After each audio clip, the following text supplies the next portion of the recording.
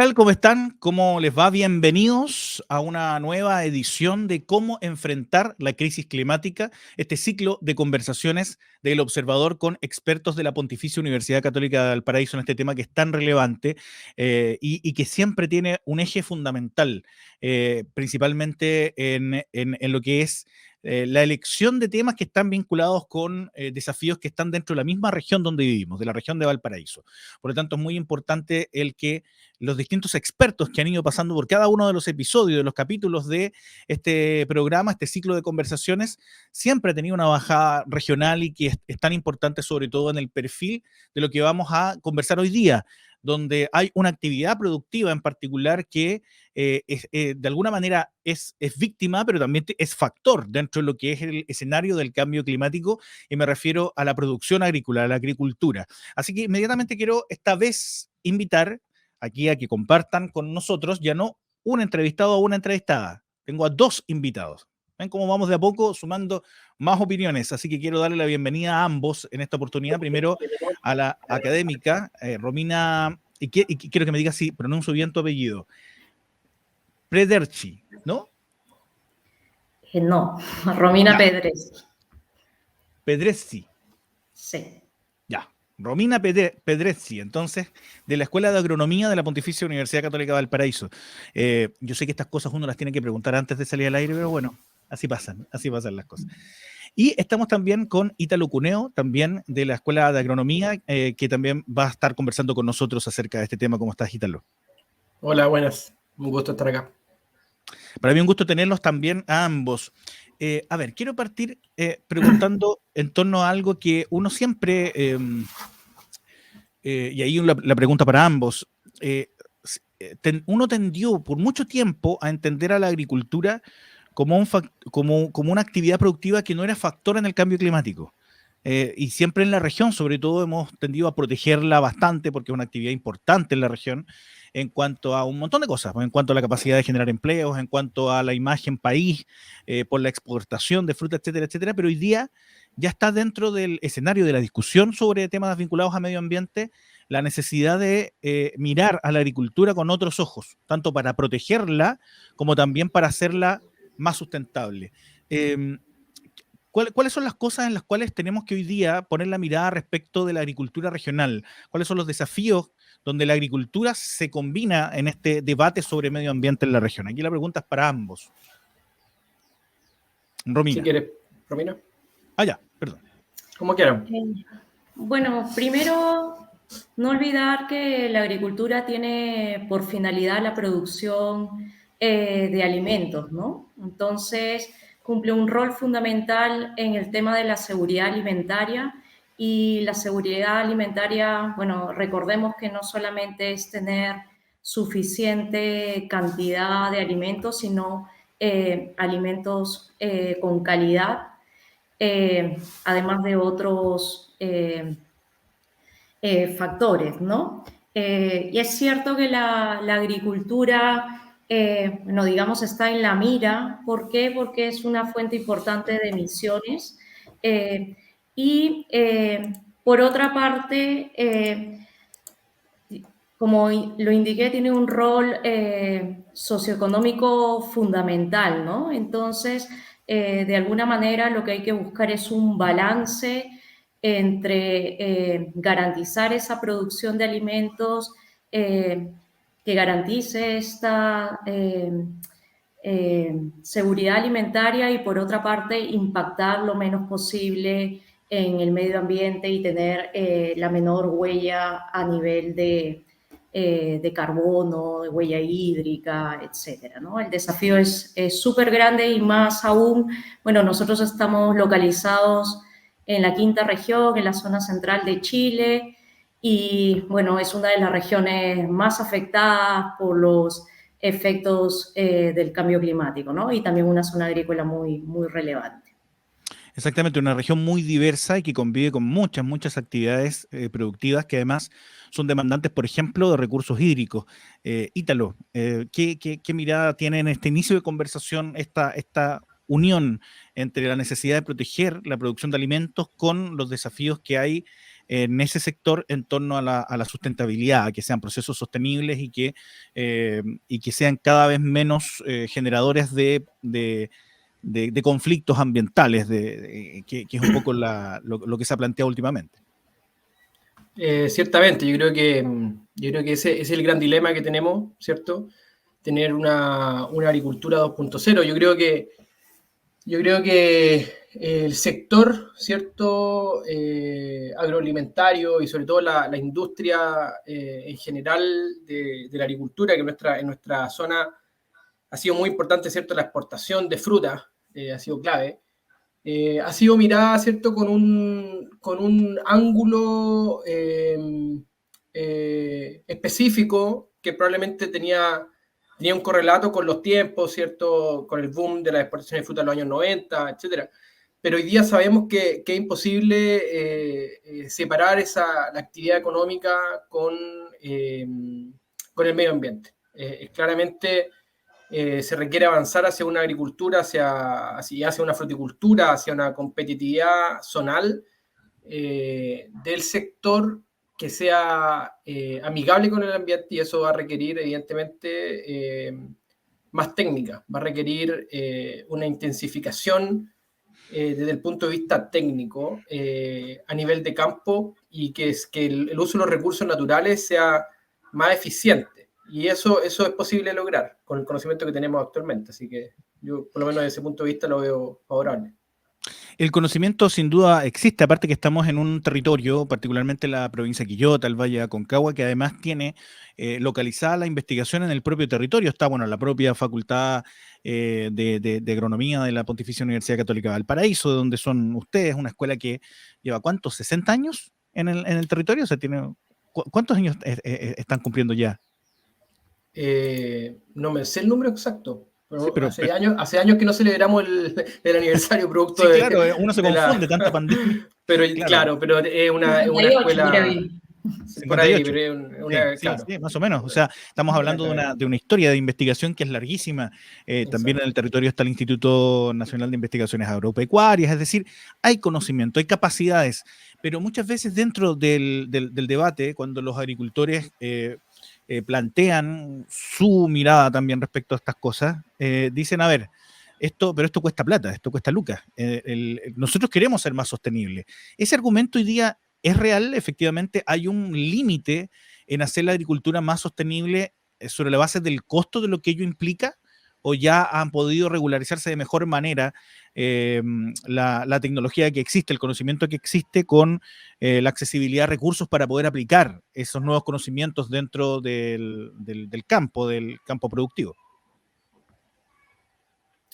Mira, es efectivo lo que tú dices, ¿no? Que los agricultores están demandando evidentemente soluciones, pero no es necesariamente algo que sea opcional para ellos. Esa es la manera en que yo lo veo. Por ejemplo, el tema de la sequía, que es parte central en mi programa de investigación, no es elegible. Este va a ser uno de los veranos más terribles probablemente que vamos a tener en décadas, en donde muchos agricultores van a tener que decidir qué regar. Entonces, al final o adoptas tecnología, te hacen más eficiente, o estás fuera del negocio. Ahora ya no es como, bueno, voy a adoptar ciertas tecnologías porque quizás puedo ser más eficiente. En realidad tienes que ser más eficiente, porque si no, definitivamente el cambio climático global no está en la puerta, ya ingresó a la casa. Entonces tienes que efectivamente transformarte. Estos procesos son absolutamente necesarios ahora. Yo les planteaba al principio que hay distintas formas de mirar un poco el impacto que genera la propia agricultura en la salud ambiental de una región, pero también cómo el cambio climático afecta o está afectando hoy día la calidad de los productos que exportamos, por ejemplo, la calidad de la fruta, etcétera. ¿Cómo estamos, Romina, en esas características? ¿Cómo también hay una merma en la calidad de nuestros productos alimenticios que siempre han tenido un prestigio tan grande a nivel internacional y que hoy día podrían eventualmente ser víctimas también de este escenario nuevo en materia climática? Nuevo, entre comillas, me refiero nuevo en comparación a la historia larga, digamos, de la región y de su producción de alimentos. Sí, bueno, de hecho o la agroindustria tiene que eh, hacerse cargo de los nuevos desafíos, ¿no? Por ejemplo, han venido apareciendo una serie de desórdenes fisiológicos que antes no se daban en la fruta.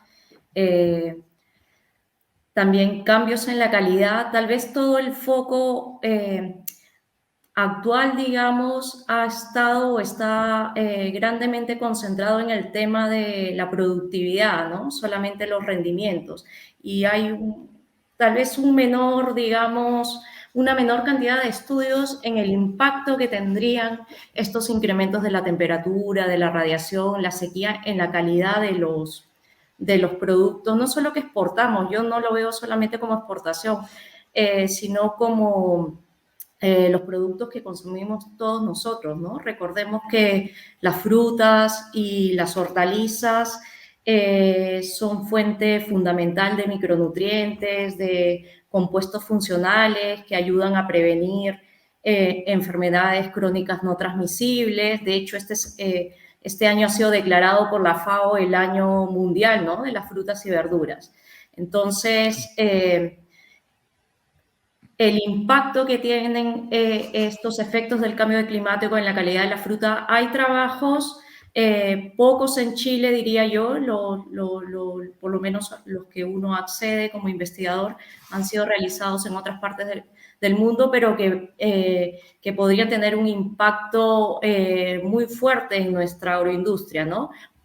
Pongo como ejemplo dos cultivos, digamos, emblemáticos de Chile, ¿no? Por una parte, la palta. La palta chilena siempre ha sido considerada como riquísima en ácido oleico, más de 60% de ácido oleico. En comparación, por ejemplo, siempre la comparan con los peruanos, ¿no? Con la palta peruana, que tiene una cantidad de ácido oleico del 40%, ¿no? Bueno, el ácido oleico está más que estudiado que a medida que las temperaturas se van elevando, esta capacidad de sintetizar más ácido oleico disminuye, ¿no? Entonces, en el futuro no solamente nos vamos a enfrentar a menor productividad, que no podemos competir, digamos, con los vecinos en términos de volumen, sino también en un producto que era diferenciado, que ya no va a ser diferenciado, ¿no? O bajaría su estándar de calidad. Si nos vamos, por ejemplo, a las uvas, es lo mismo, ¿no?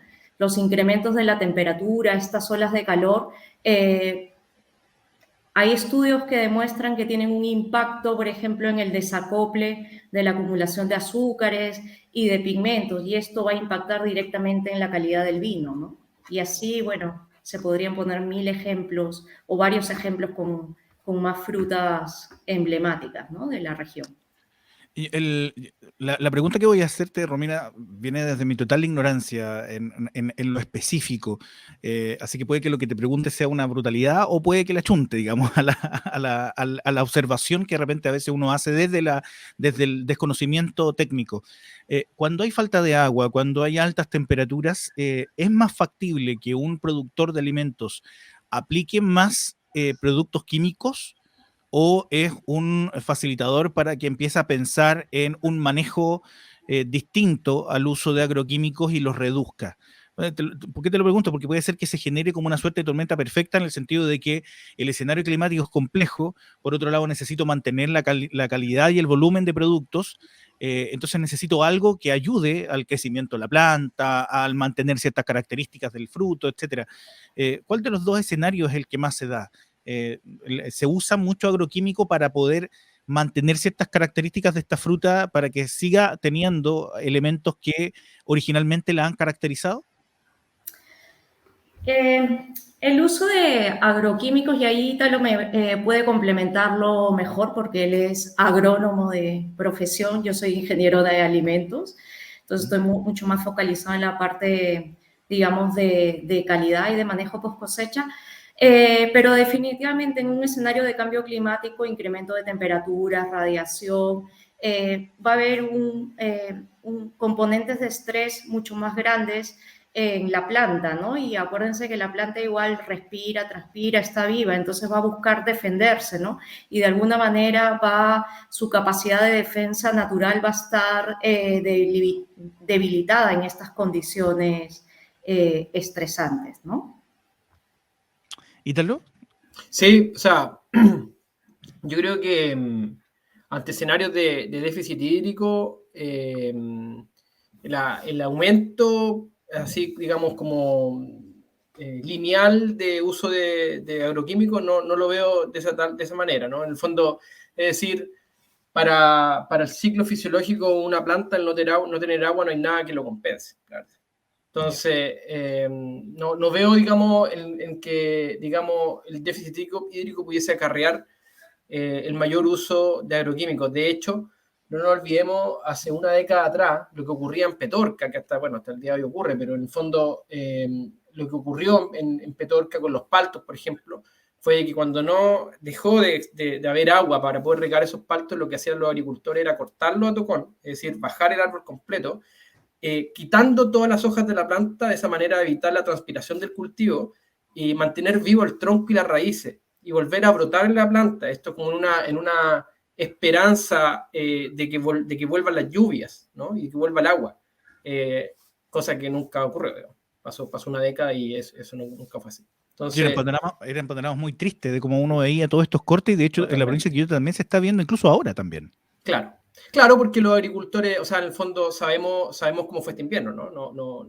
Básicamente, invierno muy seco, acarreando problemas muy graves en términos hídricos. Estamos viendo que el río tiene las compuertas abiertas en las primeras secciones y están pasando, pero esa agua que está pasando en realidad es para rellenar el embalse que, digamos, abastece de agua domiciliaria, ¿no? Entonces, ¿qué es lo que ocurre? Que la situación es crítica. La situación es crítica a nivel de campo, sobre todo en una planta como el palto, que efectivamente es de una zona tropical donde siempre hay lluvias. ¿Te fijas? No es una planta vid, por ejemplo, que uno efectivamente puede regar bastante menos. Es una planta que está siempre verde, está siempre transpirando y que evolucionó en un sistema donde tiene agua disponible siempre. Entonces, acá está en una situación estresante, en un año seco, y este verano va a ser extremadamente duro para los agricultores. Vamos a hacer un pequeño corte y quiero que continuemos analizando justamente esto, que es el cultivo de los paltos y además algunos cultivos tradicionales que tienen varias preguntas y han sido centro de debate también, de hasta cuándo se puede mantener la producción de un producto que hacía además, que generó tanta identidad país en el mercado internacional y que también es tan característico en el uso también diario, cotidiano. Por lo tanto, es un producto que no pensamos que pueda desaparecer, por ejemplo. No nos cabe mucho en la cabeza. Además, estamos en una zona donde las chirimoyas eran en proporción enormes en comparación a otras ciudades y también con el tiempo se fue perdiendo y como que uno siente que va perdiendo ciertas identidades productivas que son importantes y que generan vínculo con la tierra, entre otras cosas. Entonces, después de esta pequeña pausa, yo les quiero seguir haciendo preguntas en torno a esto. Estamos en este ciclo de conversaciones muy interesantes con expertos de primer nivel de la Pontificia Universidad Católica de Valparaíso de cómo enfrentar la crisis climática, y hoy lo estamos viendo desde la perspectiva de la agricultura, que es una actividad tan esencial para nuestra región. Vamos a una brevísima pausa y luego volvemos con esta conversación.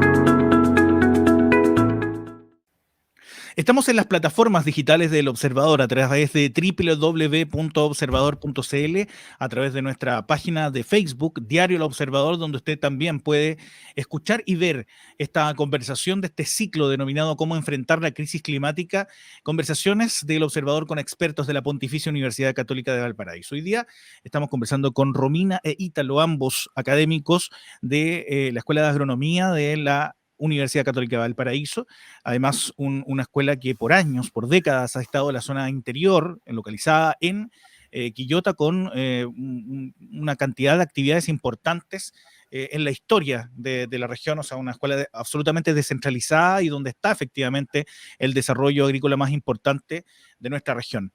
Estamos con Ítalo Romina conversando, nos quedamos en diálogos en torno a algo que es súper esencial y que ha sido el centro del debate en materia agrícola, que tiene que ver con la producción de paltos. Yo ahí, Ítalo, te quiero consultar. Aquí hay dos posiciones que parece que en algún momento puedan ser como una suerte de posiciones irreconciliables. que por un lado están organizaciones ambientales, incluso hoy día hasta el gobernador regional que viene de un grupo ambientalista por el agua, y por otro lado están los productores agrícolas y toda la cadena productiva que hay alrededor de la producción agrícola de palta propiamente tal, donde están el agricultor, los trabajadores, los subcontratistas y además la imagen país, que de alguna manera también este es un producto símbolo, no solo del país, sino además de la región. Y parece ser que las propuestas de uno son absolutamente irreconciliables con las de otro. Una pregunta general, ¿es sostenible la producción de paltas en el tiempo? Y si fuera así, ¿qué habría que hacer para que esa producción de paltas se hiciera efectivamente de manera tal que tuviera una buena relación con la salud ambiental de la región? Bueno, evidentemente, tal como lo mencionaste, este es un tema extraordinariamente sensible desde el punto de vista político actual, y probablemente técnico también, pero yo quiero dejar un mensaje de que en realidad sí es posible, porque en realidad todavía el delta que tenemos, la capacidad que tenemos de hacer más eficientes los cultivos, todavía tenemos bastante por avanzar. Y yo creo que en una cuestión que nos estamos midiendo muy fuerte en la Escuela de Agronomía, efectivamente eso, en traer la agricultura y la fruticultura, sobre todo en este tema de las paltas, a una técnica 2.0 que nos lleve a ser más eficientes en el uso de los recursos, ciertamente, particularmente el riego, particularmente la nutrición. Yo creo que efectivamente estas posturas que aparentemente son irreconciliables, la verdad es que sí existe un punto intermedio. Probablemente pasa, por ejemplo, en una primera instancia, por no expandir más el cultivo de la palta a cerros o a otras zonas en donde hay bosque nativo. Yo creo que eso es clave como política de la zona. Porque si nosotros miramos los rendimientos del cultivo de la palta, es bastante bajo digamos, en el promedio, en términos de el potencial productivo real que tiene la planta. Entonces, ¿qué pasa? Que todavía tenemos, con lo que tenemos plantado, sin intervenir más espacio, se puede ocupar menos agua y se puede probablemente producir más. Y lo que decía la profesora Pérez, que efectivamente de mejor calidad.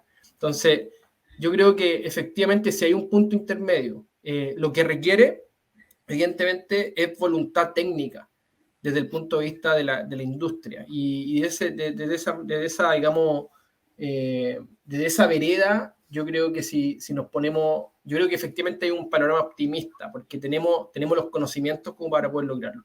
Falta dar el salto, digamos, la transferencia probablemente. Claro, yo te lo pregunto porque es evidente esta tensión que está generada. Yo me acuerdo una conversación que tuve hace harto rato atrás. Esto tiene que haber sido teníamos un programa de radio en medio de todo lo que fue el estallido social y empezaron a aparecer todos aquellos temas que de alguna manera estaban sin debatirse suficientemente. Y recuerdo haber conversado con Matías Azún de Greenpeace y se generó un intercambio de opiniones respecto de eso entre él y yo, porque él planteaba una cosa muy brutal, decía que los paltos eran lo más parecido a una bomba racimo, que mataba todo lo que tenía a su alrededor. Y yo le planteaba que respecto a la eventual exageración en torno a esa figura, porque cuando dices eso, inmediatamente tú piensas, ya, entonces hay que arrancarlos todos, po. Y se acabó la historia de la palta en la región de Valparaíso. No sé qué opinas de declaraciones de esas características, de las que no solamente podemos escuchar a Matías Azún, sino que a varias organizaciones y a varios personajes planteando esta suerte de o tenemos una ciudad, o tenemos una región sana, o tenemos palto, como una cosa súper contrapuesta. O sea, se puede una cosa sin la otra. Claro.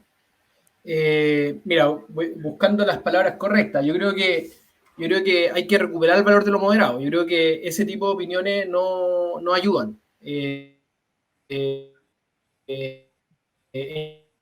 En general, son posiciones que muchas veces no ocupan, digamos, el conocimiento técnico real y de estudios comparados. Efectivamente, sí es posible tener huertos o diseños prediales, incluso diseño de cuencas, de ordenamientos territoriales a nivel de todo el territorio, en donde puedan convivir de forma sustentable huertos de palta con otros huertos, incorporando biodiversidad, incorporando una salud, el concepto de One Health, de una salud, ¿cierto? en el ecosistema. Eso efectivamente es posible. Lo que pasa es que efectivamente lo que requiere primero es encontrarse en la moderación. Yo creo que efectivamente ese tipo de opiniones,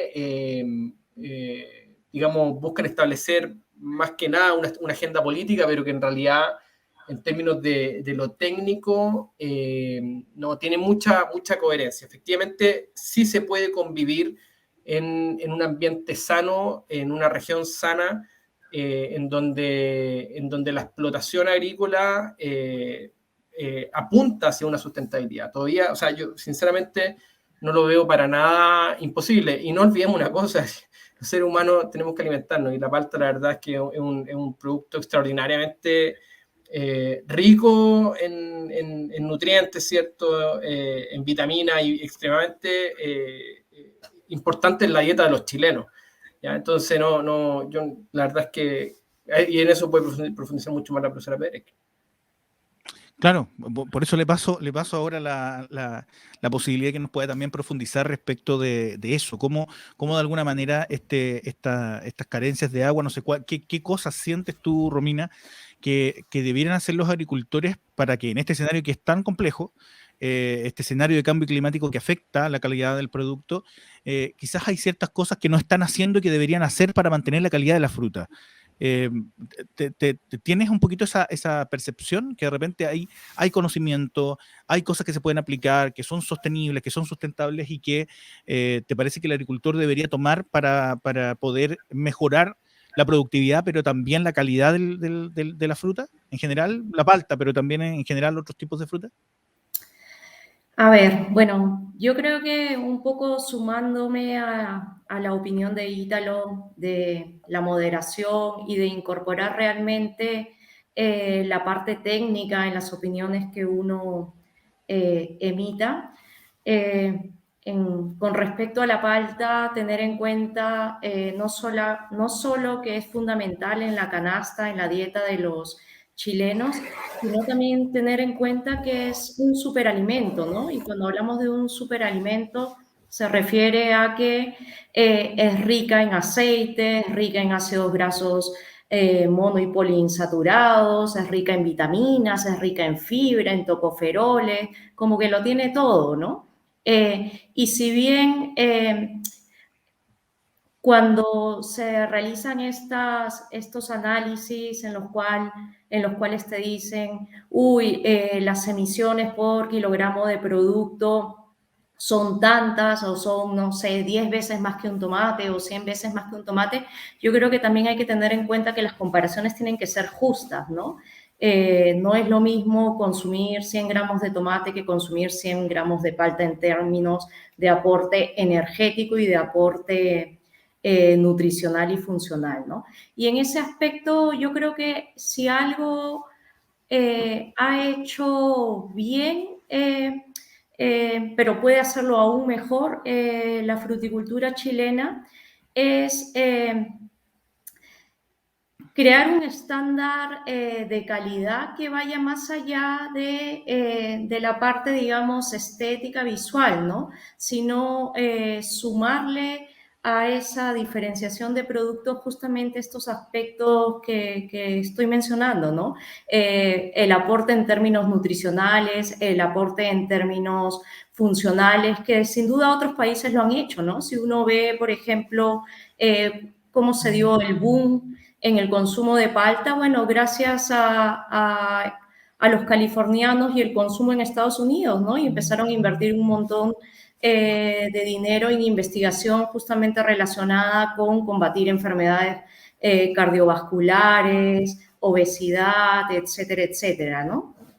En términos para el agricultor, siempre que esté amenazado en términos de los efectos del cambio climático, en incrementos de temperatura, radiación, sequía, va a impactar en la calidad del alimento. A veces puede ser bueno y a veces puede ser malo, pero normalmente los estreses cuando son agudos o severos, el impacto va a ser negativo, pero un estrés moderado durante la producción, por ejemplo, puede tener un impacto positivo en la calidad, ¿no? Y eso, por ejemplo, es lo que hacen los españoles con los tomates de sabor, ¿no? Justamente aplicando estreses salinos incrementan el sabor del tomate.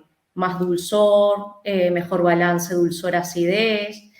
Sacrificas el calibre, pero el consumidor aprecia justamente esa calidad organoléptica y, bueno, que aparte va de la mano con un mayor incremento del contenido de licopeno, etcétera, ¿no? Entonces, O sea, no mirar el vaso, yo diría... el medio vacío, sino el medio lleno, y de repente a entender que el Exacto, escenario en el que estamos pudiera también convertirse en una oportunidad de diversificación productiva en materia agrícola. Porque ahí exacto. voy contigo, Ítalo, en el sentido de que se ha hablado por el tema de la palta o por el tema de los cítricos o la uva en el caso de la provincia de los Andes, por ejemplo, de este concepto del monocultivo, de repente el dedicar grandes extensiones, hectáreas de terreno a un tipo de cultivo sin tener una diversidad de producción de alimentos y que también eso podría generar sus efectos propios en el ecosistema. ¿Qué tanto podemos diversificarnos considerando este escenario de falta de agua? Pese a este escenario de falta de agua, nosotros podemos diversificar la producción, acotar la producción como bien explicabas tú, que de repente puede que haya mucho, a través de distintos manejos, el poder aumentar la capacidad productiva de menos metros de paltos cultivados, pero que incluso a veces te pueden sacar más unidades o de mejor calidad. Pero en este escenario de diversificar la agricultura, de mantener la agricultura como una actividad importante en la región. Las circunstancias actuales te lo permiten. Hay ciertas decisiones, por ejemplo, respecto a ciertos productos que podrían escogerse para esta diversidad. Yo creo que una estrategia de mediano y largo plazo efectivamente es esa, ¿no? Aumentar la diversificación, porque efectivamente ecosistema diverso, ¿cierto? En términos, en términos productivos son más resilientes a los problemas del cambio climático. Si tenemos solamente palto y una sola variedad y un solo porte injerto y monocultivo, efectivamente puede ser una tremenda pérdida para la región en el futuro. Entonces, efectivamente, yo creo que hay espacio de diversificar y de ir orientando, diría yo, a la región sin intervenir más espacio, sino con el que tenemos hoy día destinado para la agricultura, orientándolo hacia agricultura de zonas más semiáridas, áridas, ¿no? Y probablemente en esa pasada es un poco lo que yo mencionaba, va a requerir sistemas más eficientes, es decir, en el mismo metros cuadrados duplicar la producción disminuyendo el uso del agua, por ejemplo. Y eso hay un concepto en agricultura que le llamamos déficit hídrico o déficit hídrico controlado, que se utiliza mucho en uvas viníferas, por ejemplo, que es parte del programa anual del ciclo de la uva vinífera. Ok, nos hemos dado cuenta que en realidad el déficit hídrico controlado en muchas otras especies en realidad regar bien. Es decir, la constante, la media es sobre regar. Lo que generalmente riega un agricultor es sobre riego. Entonces, todavía tenemos un 20, un 30% de delta de poder reducir el uso del agua por hectárea. Por lo tanto, hay estrategias de distinto nivel. De corto plazo, probablemente ese tipo de paquetes de soluciones de choque iniciales pueden estar. Y otro de medio y largo plazo es lo que mencionabas tú, probablemente ordenar territorialmente con otros cultivos. Y yo creo que ahí tenemos espacio para hacer muchas cosas, ¿no? ¿Qué cultivos, Ítalo, podrían ser más apropiados para las características climáticas que hoy día tenemos? Porque teníamos una realidad en materia climática hace 10, 15 años atrás, que permitieron la expansión, volvemos al tema de la palta, pero las condiciones hoy día es evidente que han cambiado. Y para mantener el perfil de una región que se dedica, entre otras cosas, como una producción esencial a la agricultura, me imagino que hay ciertos productos que se adecuan de mejor manera a las características que hoy día estamos teniendo como país y como región en materia climática. ¿Cuáles son esos cultivos? ¿Hay opciones que pudieran ser miradas con buenos ojos para quienes quieren mantenerse en el rubro? Claro, lo que pasa es que cuando uno piensa en esa pregunta, uno podría sentirse tentado a hablar de cultivos que son derechamente desérticos, ¿no? Como las tunas, ¿no? Uno podría sentir esa sensación de ir por ese camino fácil, pero Claro. yo creo que ese no es el camino. Nuestra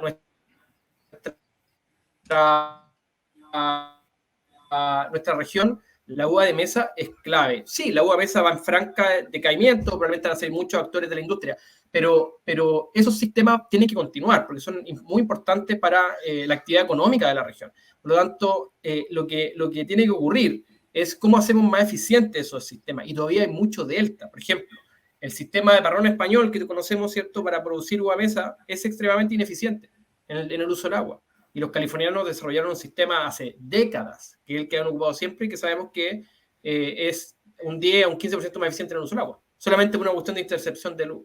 Entonces, la verdad es que el cambio o la mirada, la tentación de decir, mira, voy a cambiar de cultivo, voy a cambiar de variedad, o lo que está ocurriendo hoy día en Chile, me voy a correr hacia el sur. Los agricultores están pensando en eso. La verdad es que una tentación es una respuesta muy fácil y no se está mirando la batería de soluciones de corto plazo que hoy día tenemos disponibles.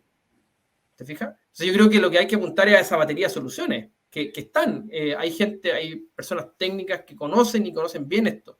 Entonces, falta transferencia, falta esa unión donde tenemos el conocimiento y que llegue efectivamente y permea a los agricultores y que se instalen esas soluciones, porque en realidad eso ya podría ser mucho. ¿Te fijas? Sí, porque si no te llevas eventualmente el problema de un lado a otro.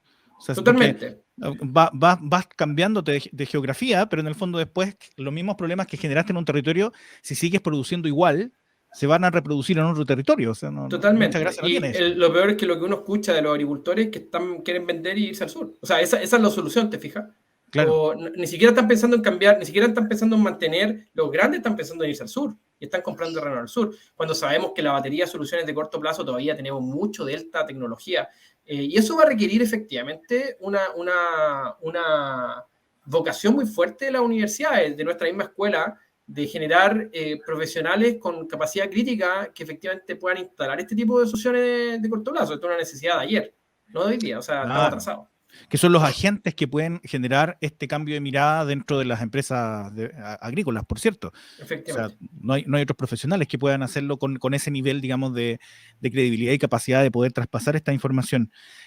Nos queda muy poquito tiempo. Romina, bueno, le voy a hacer la misma pregunta a los dos.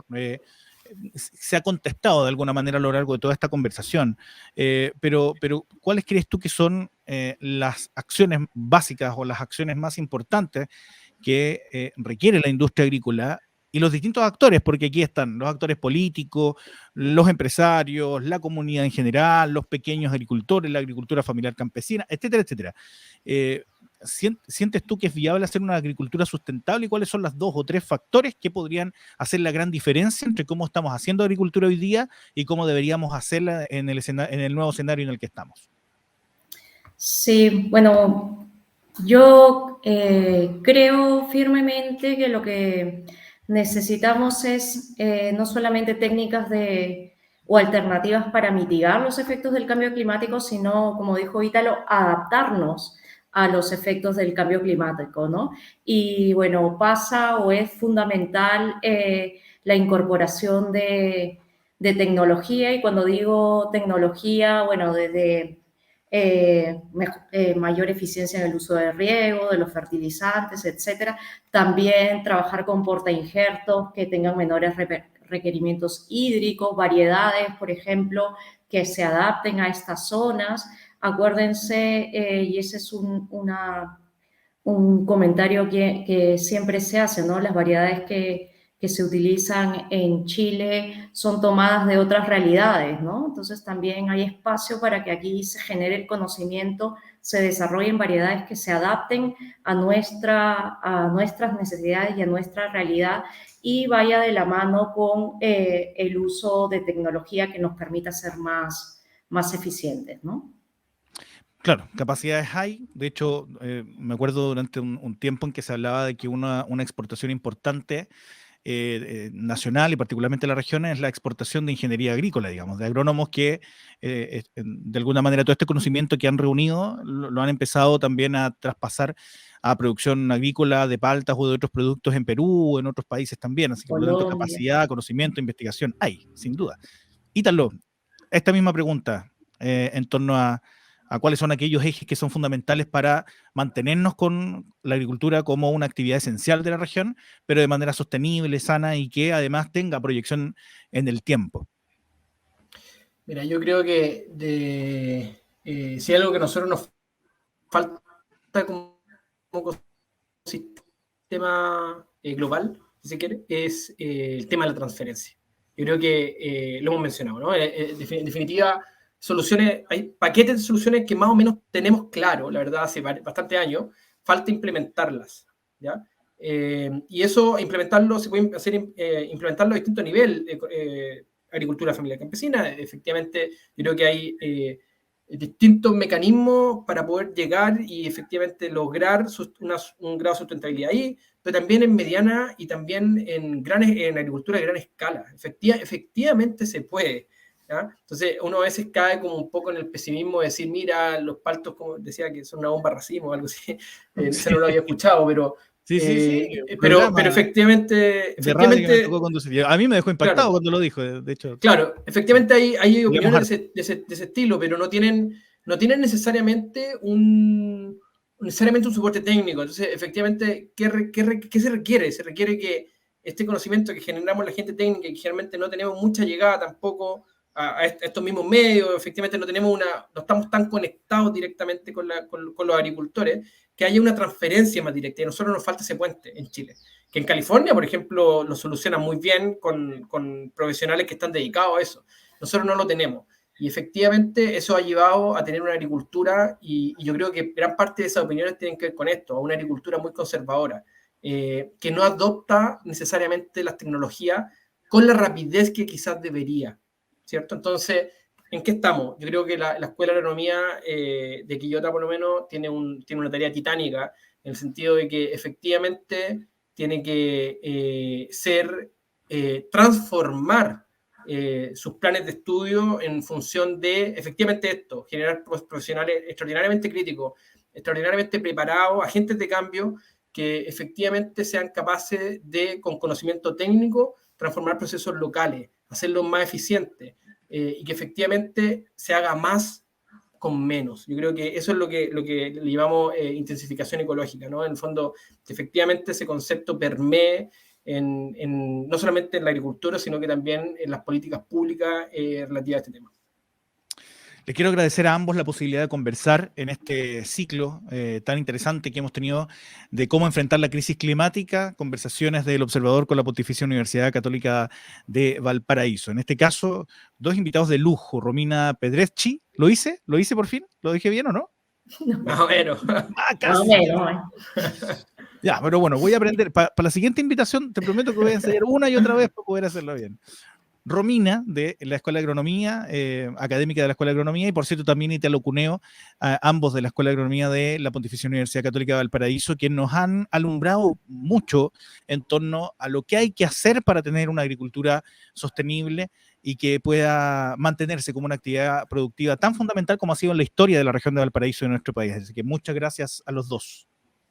Muchas gracias a ti. Gracias.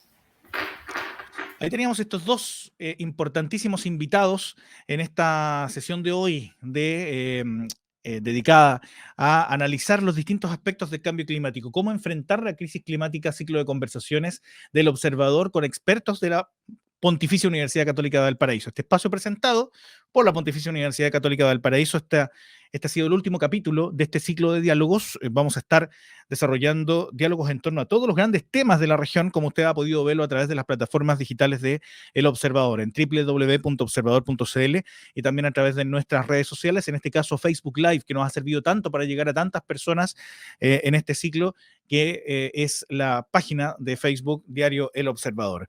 Comparta estos contenidos, son conversaciones profundas, importantes, perspectivas independientes, profesionales, que son las que se necesitan para tener un debate serio en nuestra región en materia de medio ambiente, de sostenibilidad y la salud de todos nosotros, que está en juego en un escenario de cambio climático tan complejo y que nos demanda cambiar actitudes, cambiar formas de producir, adaptarnos a ese cambio y poder utilizar aquello que nos distingue, que es la inteligencia, la capacidad de generar soluciones, y ese ha sido el objetivo de este ciclo de conversaciones presentado en nuestras plataformas del Observador por la Pontificia Universidad Católica de Valparaíso. Nos vemos en un nuevo ciclo interesante de conversaciones sobre temas importantes de la región. Que les vaya muy, muy bien.